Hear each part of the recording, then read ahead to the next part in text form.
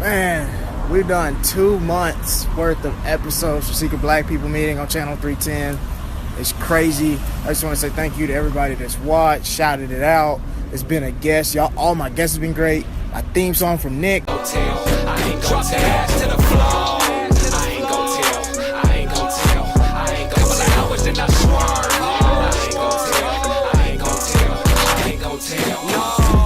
Hello everyone and welcome to the Secret Black People Meeting. Yes, we do have those. I'm Niles Abston, your host, and week to week we're going to bring on the best black comedians on the LA comedy scene to come talk about issues and the real black plight of the community without having to worry about what the man thinks. HBO just greenlit a show called Confederate. It's basically a take on modern day slavery in 2017, and it's put on by the Game of Thrones creators. HBO. I think there's a red flag there when you tell 2 rich white guys do whatever you want, and their first thought is, hey, why not slavery? Nobody's done that in 200 years. Bill O'Reilly, a big Trump fan, and he's old, the 68-year-old Fox News anchor, he just said on live TV the other day that the Vegas mass shooting is like a necessary evil and something we're just going to have to get over if we want to enjoy our freedoms of having guns. Basically what Bill is saying is that our gun laws shouldn't change, and we should just let nature take its course. Bill, you're a hypocrite. If that's the case, your old ass should just stop taking Viagra and let nature take its course. It's Friday the 13th. I had a white friend text me this morning. He said, Niles, what are you going to do for Friday the 13th? Such a special and scary night. I said, not a damn thing, bro. I'm black. Every night in this country is scary. Moving on to the state of Florida, a state I think needs to go. They reported recently that George Zimmerman is in over $2 million of debt, and he's homeless.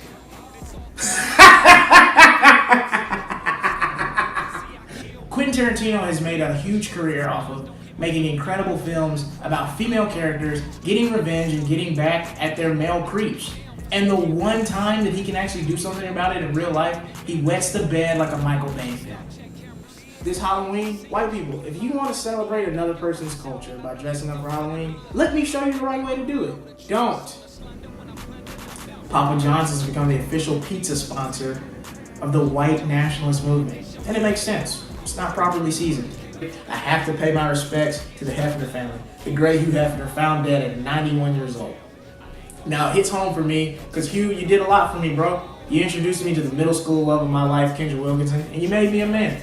Hugh also put Dick Gregory up in front of a wide audience. He fought for LGBT rights and people of color's rights in the entertainment industry. He did so much. But still, I know a lot of people have differing opinions on him. They still don't like him. But I think there's one thing that we can agree with Hugh Hefner. He is not in a better place. I don't care what God you pray to, there's no afterlife better than a night at the Playboy Mansion. Former President George H.W. Bush, or his Secret Service team would call him Fast Pass, he was recently accused by 3 different women about groping them from being seated in his wheelchair. It's ridiculous. And I'm appalled, I'm angry, and I'm tired of him hiding behind press release after press release. Look, Bush, why don't you be a man and stand up for once? Yes, you heard me, a neo-Nazi group in Mexico. They created this group because they wanted to protect traditional families, protect the Catholic Christian religion, and also relive the Nazi heritage, which is just a great way of saying we really hate gay people. Down in Tennessee, there's a White Lives Matter movement march, and apparently the white nationalists decided to join in. They even brought their own chants. Listen here. White nation! White nation! Now we start the deportation! Now we start the deportation! Look, now you may find that offensive, but it's still the most fire freestyle bar by a white person since 2017. Sorry, Eminem. Should I drop this hot pot on Donald Trump's head? Probably not. We're good. I appreciate the gesture, but we didn't need it. It's like when your grandma buys you socks for Christmas. It seems like every week that I'm losing a white hero of mine. Former LA Dodgers announcer Vin Scully said that he'll never watch the NFL again because he's offended by the NFL anthem protest. Now guys, look, don't generalize. He's not racist. It's okay. His best friend Jackie Robinson is colored. First, I have to give a huge congratulations to my Los Angeles Dodgers, who have made it to the World Series for the first time since 1988. They're playing the Astros I'm going to game 1 with my dad. I'm super excited. But first, I want to give a tip. Dodgers fans, I don't want you getting stabbed in these streets over the World Series, all right? If you see a Dodgers fan that also has a face tattoo, he might not be a fan. He might just wear blue on the regular, if you know what I mean. Houston Texans owner Bob McNair, he's in some hot water, y'all. He is quoted saying, "You can't let the inmates run the prison." Now, he's an old guy. Maybe he's just senile and he saw the refs' outfits. I don't know. But what he did do was he donated $4.5 million to Donald Trump's campaign. $1.5 million to Mitch McConnell. So, Bob, if you're really worried about inmates ever running a private prison, don't, because you fund them. Other things black people don't have with Fox News, Bill O'Reilly, the anchor. He recently settled out of court for $32 million with a woman. That's roughly a 1-year salary of LeBron James of the Cleveland Cavaliers. Bill, what the hell did you do that was so bad that it cost the same as the world's best basketball player? Tie her up and make her watch your show? I hope you had a great Halloween. I know I did. I only saw about 83 racist Halloween costumes, so it's down from last year. We're getting better, guys. We're improving, and that's what it's all about. I know O.J. Simpson, he had a great Halloween. He got to pass out candy to trick-or-treaters at his house. It was a pretty popular spot for Halloween, and he did it all while dressed up as one of America's favorite murderers. My favorite basketball player just ended his NBA training camp. Russell Westbrook, in petty fashion, signed the biggest contract of all time. 5 years, $205 million on Kevin Durant's birthday. I freaking love it. Russ, you're petty, and it's amazing. Win another MVP for your boy. In fact, when you break down Russ's new contract, when he's on the floor, Russ makes about $10,000 per minute. $10,000 per minute. In America, the average family of 4 needs $10,000 to feed themselves for a year. So Russ can feed a whole family of 4 for an entire year. Now, just like KD, we just need to find Russ a family of 4 to join so he can win a championship. Colin Kaepernick is suing the NFL owners on acts of collusion for suspicion of that against him. And I've talked to some legal professionals. Collusion is a hard thing to prove actually happened. So the NFL owners are going to have to turn in their phone records and email records from the last couple of years to use as evidence. So we might not be able to prove that they colluded against Colin, but we will be able to find out how many times they secretly used the N-word this past year. Moving on. I got to see the LA Dodgers beat the Astros in Game 1 of the World Series live. You saw my IG story. It was me, my dad, and my granddad. Shout out to them. We had so much fun. We even got to see our favorite pitcher, Clayton Kershaw, throw for 11 strikeouts.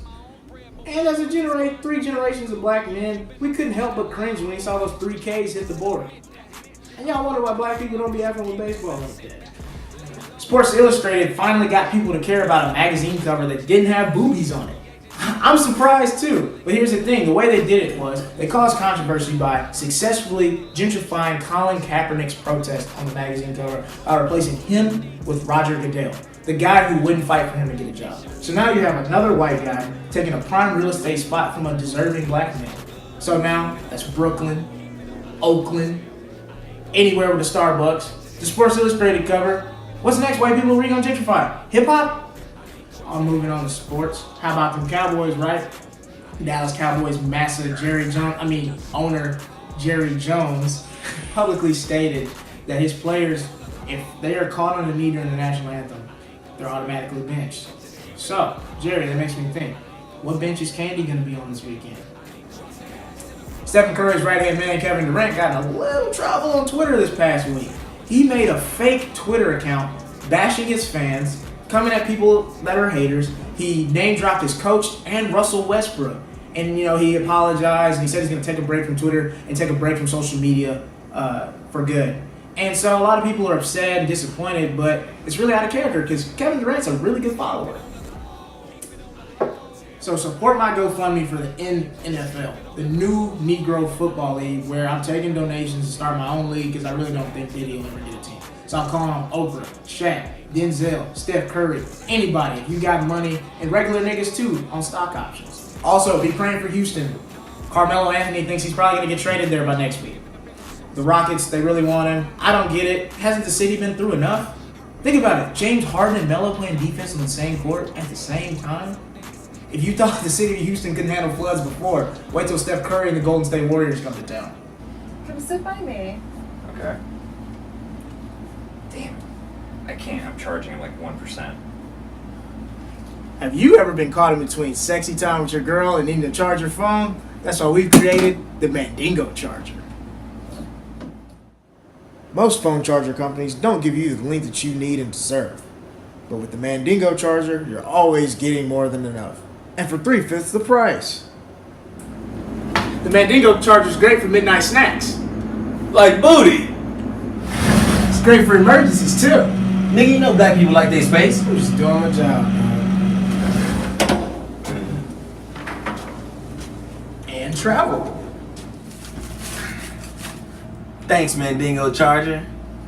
Size does matter. So now I'm about to introduce our special guest tonight. Just one of my favorite comedians on the LA comedy scene. He's a great guy, good friend of mine. Jerome Tennison. What's up, man? Hey, not much, man. How you doing? Man, I'm good. How are you? How you living? Oh, I'm good, man. I'm already making my t-shirts though. Olympic t-shirts. I'll be selling those. I'm gonna sell them in on the traffic, street. $10. I'm a what you call it? Scout the tickets. Yeah. Y'all niggas trying to see badminton? We got badminton. You're gonna be surprised too. Somebody will buy some tickets. What's the over or under? Right. Well, what's the over under? I'm taking Japan. You know what I'm saying? We're having our panel on black business. So along with my friend Jerome, we brought in everybody's favorite black Republican and Trump supporter, Uncle LaTom. That's fucking harsh, nigga. Why? Why don't you support black business? Because niggas close when they want to, they open when they want to, they go to lunch when they want to. That is a generalization. Yeah, and it's fucking generally correct, too. I'll come at 11:13 and you out to lunch. Nigga, since when? I need some blunts. Since everybody says athletes should just stick to playing their sport, how do you feel about J.J. Watt raising $1 million, 10, 20 million, whatever millions he's at? He raised a lot for Houston. Yeah. You feel he shouldn't have did that? That's the white dude, right? Tight end, right? Defensive man. White guy. Defensive end, white dude. How do I feel about him raising money? Yeah. Well, he didn't raise money. He has that money. He's white. So how are you guys fending with this whole Ted Cruz thing going on right now? He liking porn videos on Twitter. I feel like that just ruined the whole Republican family first thing. He's an adult. Okay. I mean, I'm just glad I'm not his phone because he looks like he would touch the phone with lotion on his hands. Let me introduce you to a good friend of mine, great comedian, Cesar Lizardo. Hey. He's our special guest tonight on this episode called Kinda Black, because Cesar is kinda black. Or hey, he got the melanin. So here's the thing, I'm cool with Cesar because when the cops pull up, he's in the same boat as us. So I don't, 30%, 100%, I don't care. Cesar can do whatever he wants to. He's black in my book. That's what's up. I'll be 30 when I have this baby. So, that's a little girl, right? Yeah, little baby little girl. Little precious baby girl. Okay. You know? The funny thing about that is when Cesar announced it to all of us comedians, he said he was gonna have a boy. And that's not the case. So shame on you for assuming. Okay, but that was assuming your baby's gender. Right. Okay, shame on you. You conservative prick. I did not assume. I was told. All right. So this is what happened, and she finds a free ultrasound on Craigslist. Oh God! And it's a new clinic run by these young nurses, and they're like, "Yeah, come in. We'll give you a free ultrasound because we're trying to test out this new equipment, right?" Oh God! So we go in and it's real chill. They got the music and couches, and it's like almost like getting an ultrasound in somebody's house, right? We're like, "Oh my God, they're so nice and cool." And they're like, "Well, you know, it's still a little early, but it looks like it's gonna be a little boy. That looks like his penis, but it's still too early to tell." And I was like very defensive. I was like, yo, hey man, just, you know, he'll grow, all right? Just give him some time. Right. His genitals are still too small to tell, but it looks like it's gonna be a boy. Might not be a shower. So right, I was like, hey, you know, he's a grower, like his daddy, you know, he'll be fine. But then my girl 2 weeks later goes to her actual doctor, and she doesn't tell the doctor that she got like a Craigslist ultrasound, of course, because she still wants to have it on file and whatever, right? So she goes in and they're like, "Well, do you want to know what it is?" She's like, "Yeah," fully expecting the doctor to say it's a boy. She's like, "Oh, it's gonna be a girl." She's like, "What?" You know, it was just. Hey, we gotta change the walls from blue to pink. You know, our parents come in and get us out. And we lived in a little apartment building at the time, and everybody pulled their cars out from underneath the apartment building, you know, in case the building collapsed. everybody's outside. We're talking to all the neighbors. Lo and behold, my little brother was about 6 months at the time, and my mom's like, "Where's Richard?" And my dad's like, "I thought you had him. I thought you had him." They had to go run back in there. He was asleep inside his crib. Like, this shit was crazy, dude. Y'all got a lot of irresponsible parents in your family. Yeah, you know. Craigslist losing 6-month-year-olds during earthquakes. I mean, y'all need to get it together. We'll call child protective services. I mean, we ended up okay, and then you look Dominican as fuck, man. Man. You look like your name is Carlos Guerrero or something. Yeah, you look like you'd be like a sick ass like shortstop or third base. You'd be a sick ass shortstop or third base. My dad played ball with Mark McGuire in high school. Big Mac. Yeah, so he was real good at baseball, so everybody thought I was gonna be good at baseball. Here's the thing. And you're more into like writing poetry and shit? Hey, shut up. Look, I was good at baseball. I was just scared of the ball, okay? So like if the ball was a little soft, I feel like I would have gone to the major leagues, you know what I'm saying? Because I had the speed, I had the strength, but I was a little but you have a helmet. You have an extra helmet, so I was a little bitch back in the day. I remember this is not no BS. I remember my mom took me out to a little baseball field in our neighborhood, and she just made me stand at the plate with the bat, and she just threw baseballs at me. Wow! And I remember that's a good mom. Like, fuck that little scared ass. I remember parents were like walking by, like, what is that crazy black woman doing? My mom was just pelting me with baseballs, and I'm going, Mom, stop! I was a little nerdy little kid with glasses. I'm like, Mom, stop hitting me! And so she's just like, I think in my mom's head, she was like, look, I'm tired of working. This little Negro needs to make some money playing baseball to get us out of Mississippi. Wow. So that's why I'm grinding in comedy right now. I didn't achieve the baseball dream. But yeah, she just hit me. I remember one of them hit me in my chin. I was like, all right, we're going home. Fuck you, Mom. I got a lovely special guest, Angelica Mackey. Very funny. Oh, he said my name right? People usually don't say your name. Man, people be calling me Angelica, Angela. Like, my mama did not name me that. Nigga, I heard you got your car towed. What happened, man? Hey. We can cut this out. Now, Angelica's really funny. There's a lot of people out here faking.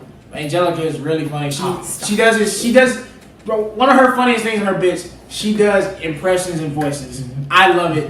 Could you please do a reverend impression? Like a down south church. It's hilarious. Could you do it for us? Do a little praise break for us? I'm not doing a praise break, but you know what? How about this?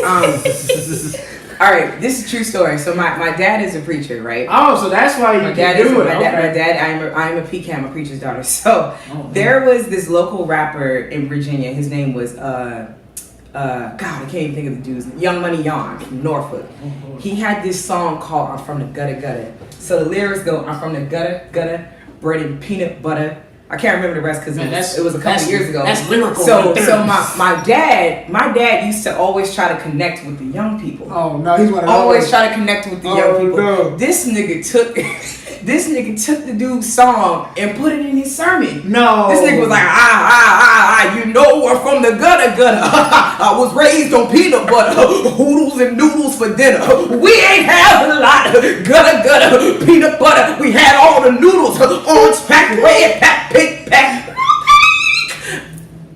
You know, it was crazy, man. I feel like if that was sermon, I feel like more people would believe in God if that was a sermon every week. Yeah, my dad. I wouldn't be surprised if my dad made a do it for the pussy challenge. Oh no! Show up late for the pussy. Skip church for the pussy. Skip Bible study for the pussy. Like, I wouldn't be surprised with that nigga. Oh my God! Drive cross country for that pussy. I need to go to your church because I had this problem where I fall asleep in church. I know I definitely wouldn't fall asleep. I probably. You know what's so funny? This dude used to always fall asleep at my church, and I used to record that nigga. I used to be on my phone like this. He'd be knocked out. I'd be like this, nigga, making faces and shit. Get him on his snap. Yeah, that's funny. Mr. Boo. Shout out Mr. Boo. Mr. Boo. Mr. Boo used to always fall asleep in church. Shout out to Mr. Boo. Any given Sunday. But the Eagles are winning right now. We're playing the Chargers. Oh, you're an Eagles fan. Yes, I am. So you like the Carson Wentz train? Come on, man. Carson? Come on, man. Of course. Okay. Of course. Okay. I've been an Eagles fan since what's his name? Donovan McNabb was playing. He was doing the Camel Soup commercials. He was doing the camel soup commercials. I'm an Eagles fan since 06. Right, that's what's up. My brother put me on. Okay. I dare you to say some shit. Say some shit about the Eagles. So now we know Angelica ain't boycotting. We know that much. Nigga, look. Hold on. I I do take a knee, you know, when they sing the anthem and shit. But nah, man, I'm from the South, man. I'm from the country because I can't sing. I be sneaking my highlights. Shit, man. Look, I lied and said I was going to church, nigga. I was at home watching the game. Y'all make sure y'all support me. What's your last name? Niles Abston. Children don't even know my name. Wait, your last name, because I'm so used to calling you now as a palm tree with the shit on your head. I don't know. I got Black Bart Simpson, Palm Tree. They call you the Black Bart Bart Simpson. They go in on me. Wow. I'm going to just call you Palm Tree. The D? Oh, yeah, we were at the comic store last night. This dude was calling me Ezekiel Elliott. I don't know if that was racist or not, but I don't know. I have my panel of 3 of my favorite comedians on the LA scene. We got comedian Jamel, Dotson. We got comedian Darran Davis. Yeah. And then our special guest from earlier, we got Angelica Mackey. Nobody recognizes, well, one, the only way that you got here, right, was through the Civil Rights Act, right? And so that's before then you were mostly discriminated against. Right. Then 2, we've had all sorts of institutions from Black Wall Street, you know, the lotto is simply a vestige of the numbers that's been taken and switched over. Yeah. So those things, we've had it and they burned it down, right? We've had it, they killed us for it. And so we weren't allowed to get like homes, you see. That's redlining practices. They don't teach that. We weren't allowed to get the small business loans. So you look out and you say, well, why is it that you have, when's the last time you've been to a black gas station? Laundromat, right? Now it's not that we don't like gas, but we weren't given the loans. Right. So that's how they got Angela Davis. I think that's the measure. Like that's how you know if you're really making a difference, right? If you're not dead, right, in jail, in exile, right, or to run for your life, you're really not making that big of an impact. You know what I mean? I have 2 hilarious special guests. We got comedian Aston Wallace, and we got comedian Chaz Carter. Like literally, besides Disney World in Miami, Florida is just such a scary place. What part of Florida is it? The nigger part. We got Freaknik, we got Daytona Beach. They still got Freaknik? That's not a thing. They got old ass. Nigga, I'm showing my age right now. Back at the Freaknik. Nah, dude, stop that. We stopped that. Freaknik been canceled since 02, nigga. Freaknik went out with Def Jam comedy. They about to bring it all the way back. They're gonna do it. There's gonna be a documentary on Freaknik. That's hilarious, dog. You know how fire of a documentary it would be a great documentary. Like we laughing about it, the niggas would watch they it. would catch you know what? I'd I'd be afraid to watch that though. Because I'd be afraid that I might smile. Like, mama, is that you? Yeah. All-Star Weekend is in LA this year. I'm excited about that. Oh, I leave. Everywhere's got a line. Like all fake asses just everywhere. Yeah, all the clubs have a line. See what basketball players do? They bring out all the fake booties. Fake booties. And you paying top. They're gonna make you pay top dollar to get in. You ain't famous. Right. Go ahead. The Marriott downtown for All-Star Weekend, and it's just a lobby of fake asses. Just like it's all waiting for ballers to come out because that's where they all stay up there. Because we all know damn well if a black man shot a white guy and claimed some stand your ground bullshit, that shit would not. No. In fact, they probably even pull like, what you scared for? You like I guarantee a judge. I would test it. I want someone to do it. I want someone to put on the case where they like argue that, and it'd be dope. It wouldn't be dope, but like it'd be dope. It wouldn't be dope. Yeah. For the sake of science, for the sake of logistics, it would be interesting if like Ask about to make me lose my sponsor. But like if like say somebody would like bust back at the police or something and go, based on like what has been happening, I had a reasonable fear of the police for my life. Right. And it won't work. No, it would never work. It would definitely spark a crazy conversation. Because when you look at the amendments, they weren't written with people of color in mind. They were written with that's why whenever I read the Bill of Rights and the Constitution, I was like, that never had my black ass in mind. I don't care. It had you in mind. You were just property. You were property. That one amendment about property, that was about you. At the very least, guns should be treated like cars. I want it to be more than that, but let's start with that. Let's treat guns like cars. Right. Have proper training, regulate. We need all of that, and we really don't. I think guns should be treated like AIDS. Like we're trying to get rid of it. I want Yes. Sound like the episode right there. Guns should be treated like AIDS. That's my lovely special guest, Courtney Banks, second female guest on the show. But we've done what, 5 episodes, so we're doing that's 40% female. Pretty good ratio. We trying to do it right. Be better. No, I'm just kidding.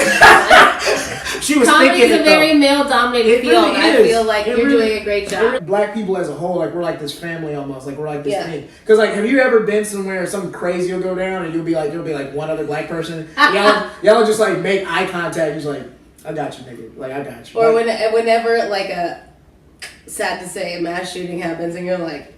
Yeah, like check that headline real quick, you know.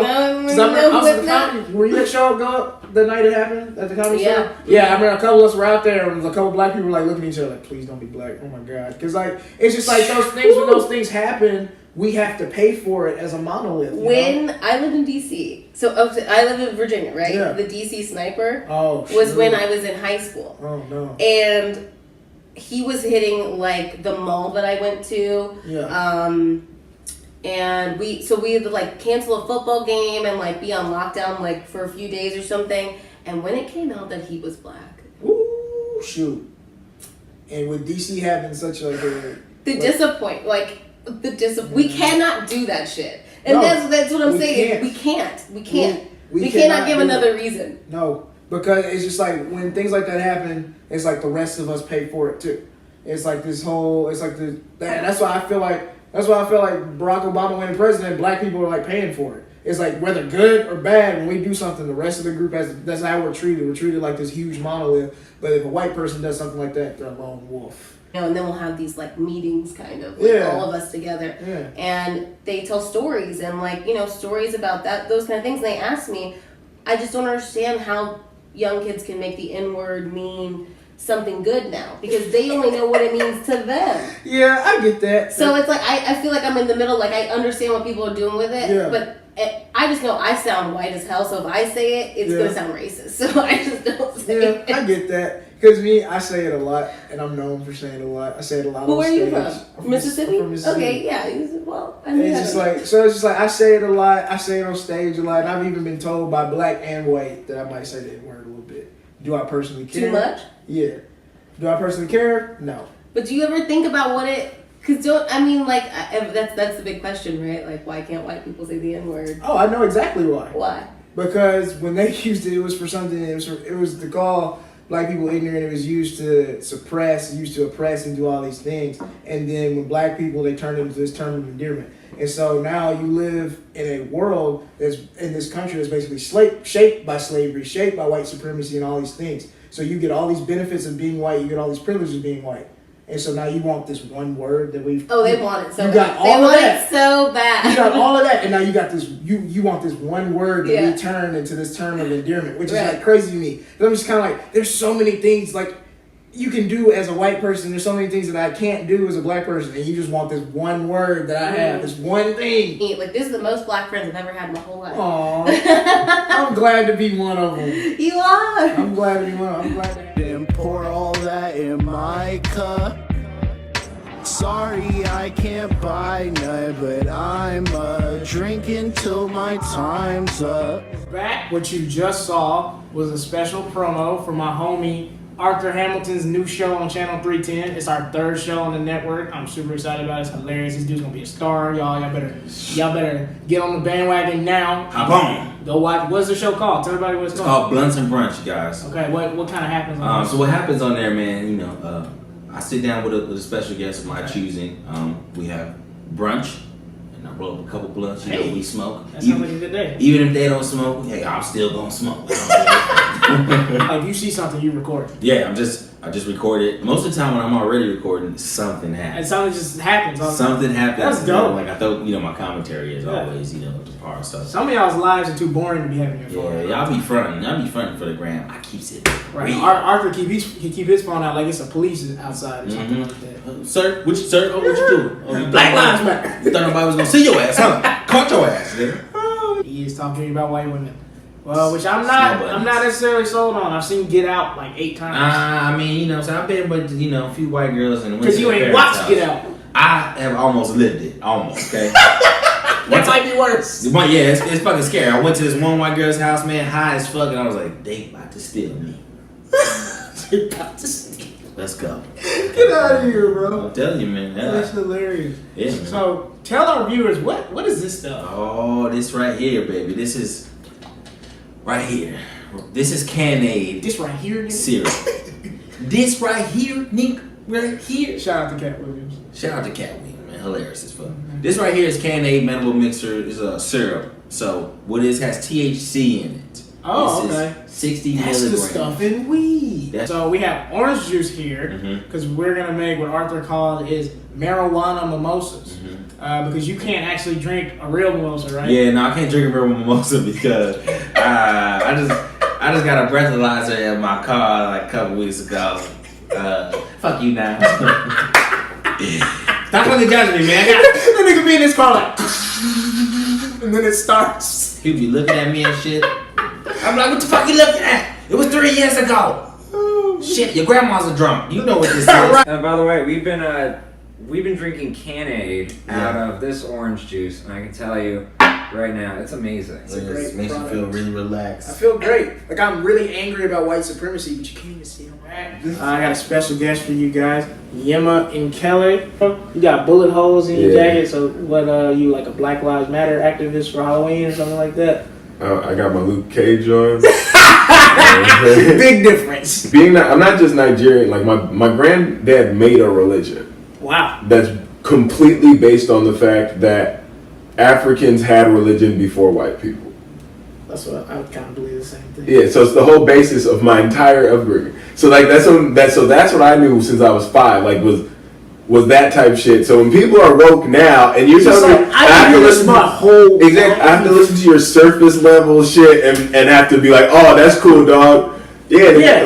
Like one time I was telling somebody like whenever like I love when my white friends learn new things and they're open like they want to talk to me about it, but like it's almost like I have to be like a parent that just received like a stick man drawing from their little kid. Like I have to act like it's like the coolest thing in the world. Exactly. I was like, oh, that's great. I'm glad you're not racist. Like okay, but it's just like okay, I've been doing this since I was 4. Like my mom educated me on the Black Panther movement and all these different liberation movements and things. I've been knowing about Nat Turner since I was in kindergarten. When the movie came out, everybody was like, "No, you need to go see this movie. You need to go see this movie." I read the book, nigga. Just the whole concept. Woke implies that you were like is because you were asleep. Yeah. So it's like the Matrix, right? Yeah.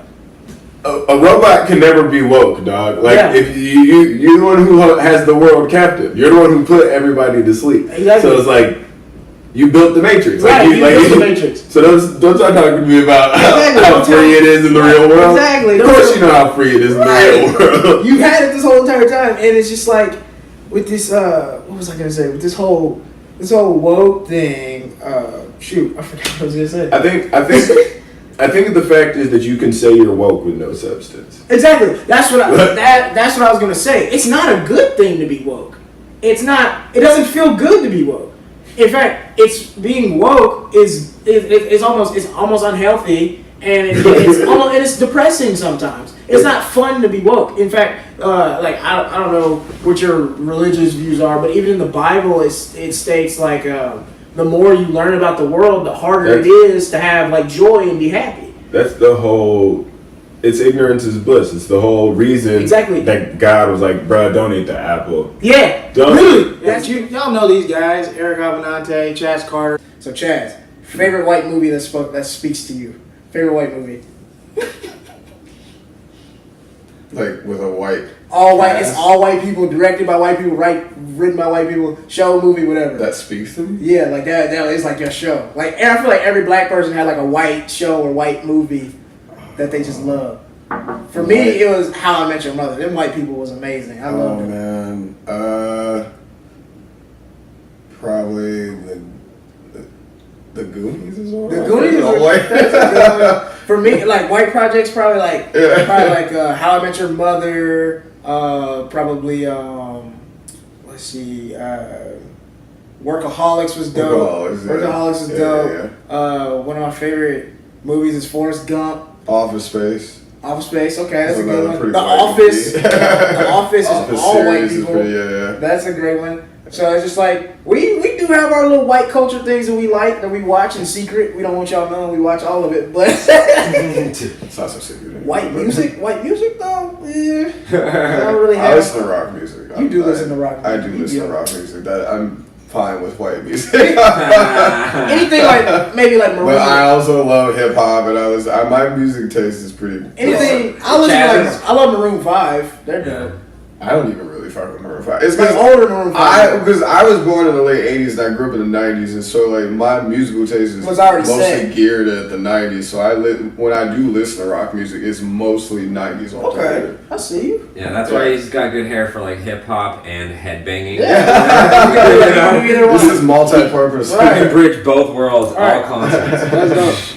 Favorite black movie, Eric? Well, actually, I was thinking, so you chose a black TV show. Could I choose The Boondocks? Like, that's a good. That's like Black South Park to me. I really like that show. It is. I wish it could have gone on more. You know. Yeah, 4 seasons. I mean, I don't know if this counts as a black book, but I always like The Three Musketeers. That's a black book. It was written by Black Arthur, Really? Alexandre Dumas.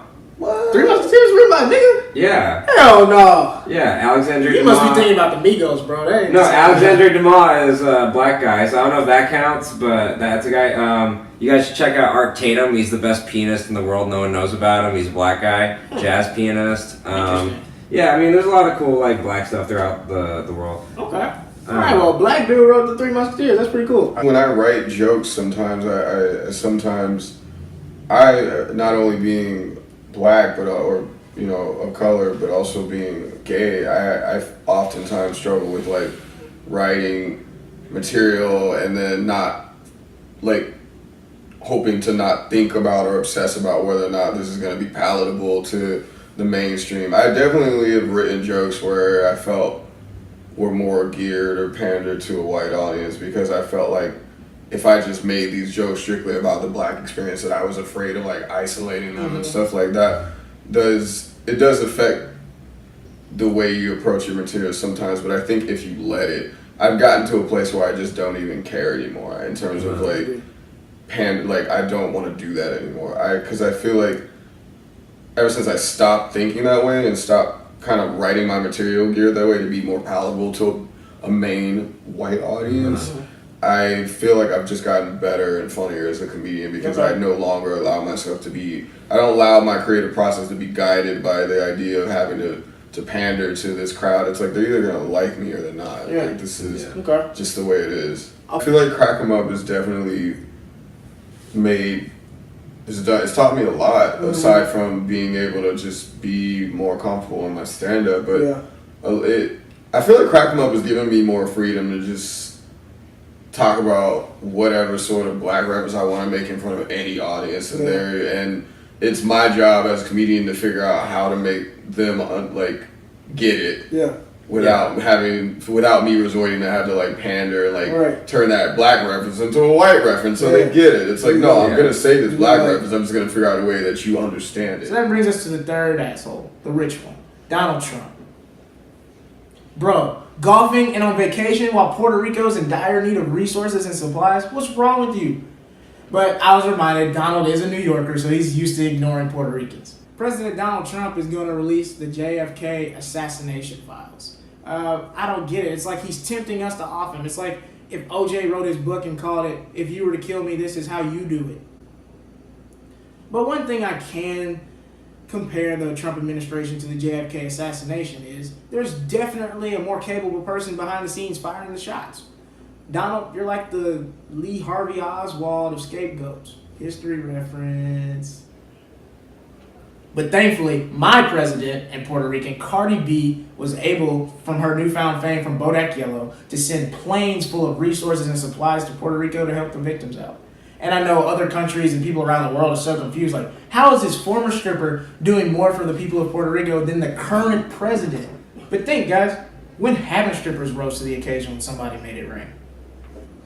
Donald Trump had a press conference this morning talking about the Virgin Islands, where he said he had a talk with the president of the Virgin Islands. And I think he needs a therapist because, nigga, you are the president of the Virgin Islands. I'm sure you've heard that President Trump made contact with a soldier's widow and basically told her, your husband knew what he was signing up for. And it's interesting because I don't think any of Donald Trump's wives knew what they were signing up for. Specifically, Melania Trump. Because that ain't her, y'all. Free Melania, find Melania. I don't know. She's missing because that ain't her. That is a body double. And Donald, I know you're probably looking for her, so I'll give you a tip. She's probably in one of the two places you never look. Either a constitutional library or a black neighborhood. But hey, give Trump a break. This is probably the weirdest time he's had ordering a third woman to be a part of the equation. Because they've never had to look alike. And this Melania Trump, I feel, is a little inferior to the actual Melania Trump. So that would make her the Eric Trump of Melania Trumps. 1 in 4 people suffer from the HPV virus. 1 in 2 people suffer from the Equifax virus. I get it, most of you would say HPV is worse, but honestly, me knowing that a Russian hacker might know my social security number makes my groin itch a little bit too. George Bush came out of hiding to condemn white supremacy like the good man that he is. He didn't name drop Donald Trump, but he definitely subtweeted him just a little bit. And now people are using Trump as a way to whitewash the horrible history that is George W. Bush. And we can't do that. We can't forget, because in America this happens all the time. When we get a terrible white male leader, it makes us forget about the terrible ones that came before him that set precedents. And these were also bad voting decisions by the white voting community. We can take it back to Lyndon Johnson, openly racist. He signs the Civil Rights Act and then afterwards says, I'll have niggers voting Democrat for 200 years. And he was right. Richard Nixon, he calls Jews weed-smoking commie bastards. And if you've met my co-creator, Eric Avenante, he might be right too. Then Nixon says that blacks are just Negroes that want to live off welfare like dogs. I think he should just let me live my life. President Ronald Reagan, the great white hope, with his Reaganomics, or AKA trapping and selling drugs out the White House like El Chapo, he put more minorities in prison until your favorite president, Bill Clinton, with the 96 crime bill that put so many black and brown people in prison. Yeah, liberals, we got something for you too. You messed up. And this brings us all the way to 2000 to 2008. George W. Bush, the golden boy. George, he attacks white supremacy in the speech, but he acts like his policies didn't uphold white supremacy. George W. Bush's Patriot Act took more rights from Americans than a Donald Trump tweet ever has. Donald Trump's response to Puerto Rico killed hundreds. George W. Bush's response to Hurricane Katrina killed thousands while he was on a vacation at a ranch. And it's just like, blacks literally died while George W. Bush was on vacation at a ranch, sitting in a rocking chair, sipping tea. Remind you of something? And we ain't stopping. We're bringing back more episodes, more dope guests, more fun stuff. You know, I'm glad to be doing this show with my boy Eric. It's been good, man. I ain't gon' tell, I ain't gon' tell, I ain't gon' tell. Keep it on the low, keep it on the low. I ain't gon' tell.